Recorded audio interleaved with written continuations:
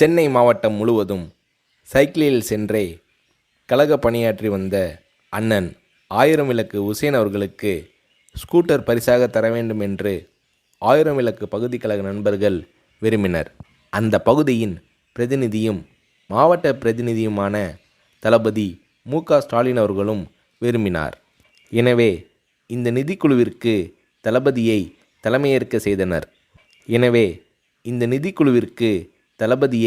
தலைமையேற்க செய்தனர். அந்த சமயத்தில் பெரியார் திடலில் ஒரு செயற்குழு நடைபெற்றது.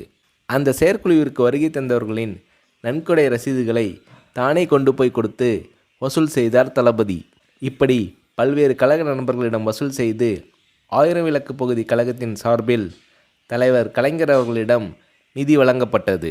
தளபதி மு.க.ஸ்டாலின் அவர்கள் முயற்சியால் பகுதி செயலாளர் எஸ்.ஏ.எம். உசேன் அவர்களுக்கு கழக தலைவர் கலைஞர் அவர்கள் ஸ்கூட்டர் ஒன்றை பரிசாக அளித்து அதன் சாவியை உசேன் அவர்களிடம் ஒப்படைத்து உரையாற்றினார்.